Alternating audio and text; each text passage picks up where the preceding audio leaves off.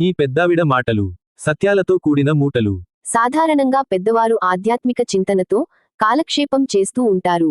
వారి కాలంలో నాస్తికత్వం, ఆస్తికత్వం, హేతువాదం లాంటి పదాలు వాళ్ళు విని ఉండరు. ఈ పెద్దావిడ మాటలు వినండి. ఆవిడకు మూఢనమ్మకాల మీద ఎంత చక్కటి అవగాహన ఉందో ఈ కొత్త తరం యువత తెలుసుకోవాలి. సత్యాన్ని చెప్పటానికి దేవుడైనా సరే వెనకాడకూడదు.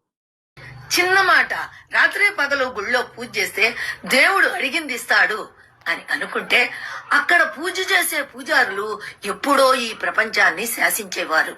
జ్యోతిష్కులు చెప్పే జాతకాలు చూసి మన భవిష్యత్తు మారిపోతుంది అనుకుంటే ఆ జాతకాలు రాసేటటువంటి వారే వాళ్ళ తలరాతలు మార్చుకొని ఎప్పుడో మహారాజులు అయ్యేవారు.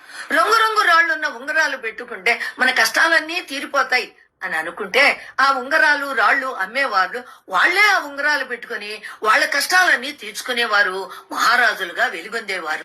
నమ్మకాలు ఉండాలి గాని మరీ మూఢనమ్మకాలు ఉండకూడదు. మిత్రులారా, దయచేసి ఫాలో, సబ్స్క్రైబ్, లైక్, షేర్ చేయండి.